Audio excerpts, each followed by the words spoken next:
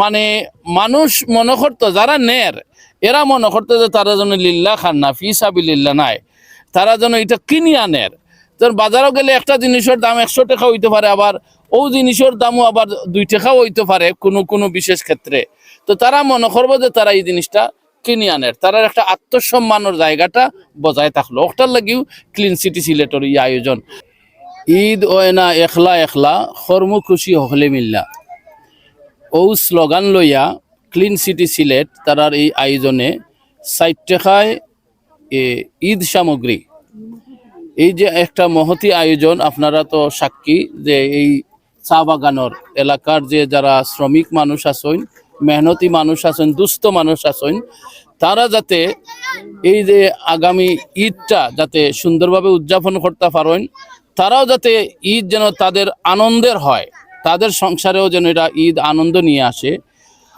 এই জন্য এই আনন্দকে সবার মধ্যে ঈদের আনন্দকে ভাগাভাগি করার জন্য ক্লিন সিটি সিলেটের এই আয়োজন।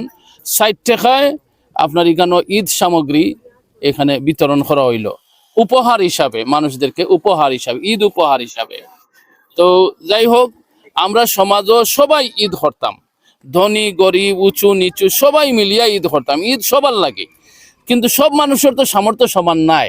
এর লাগি যারা সামর্থ্যবান আসেন তারার গেছে আমরা আবেদন যে আমরা হকলে আশপাশের যে গরিব মানুষ যারা আছেন একটু দেখতাম যে তারা ঈদের আনন্দ তারা করতে পারেনি, সামর্থ্য দেননি। আর আমরা সামর্থ্য থেকে একটু বাগাবাগি করলেও আমরা ইনশাল্লাহ তারারেও ঈদের খুশিতে আমরা জড়িত করতাম পারি। এইটা ক্লিন সিটি বাংলাদেশ এটা একটা টোকেন হিসেবে এটা দেখানি লাগি অনুষ্ঠান। ক্লিন সিটি তারা সবসময় এটা করে, গতবারও আমি তারার এই প্রোগ্রামও অংশগ্রহণ করছি, এবারও করলাম, আল্লাহ তৌফিক দিলা। তো আমরা চাইলাম যে সমাজও যারা সচ্ছল মানুষ আছেন সবাই টান টান আশপাশের গরিব মানুষের দিকে একটু চাইতা, তারাও যেন ঈদের আনন্দ তারা করতে পারে, তারা এই সহযোগিতাটা সবাই করতা। আর এটা তো আমরা নবীজির এটা নির্দেশ আছে যে আমরা যারা ধনাঢ্য মানুষ আছি, সচ্ছল মানুষ আছি, আমরা গরিব মানুষের বাদে একটু সাহায্য করতাম। জাকাত ফিতরা সদকা যে কোনো মাধ্যমে হোক গরিবর বাদে আমরা চাইতাম, এটা আমরা নবীজির শিক্ষা।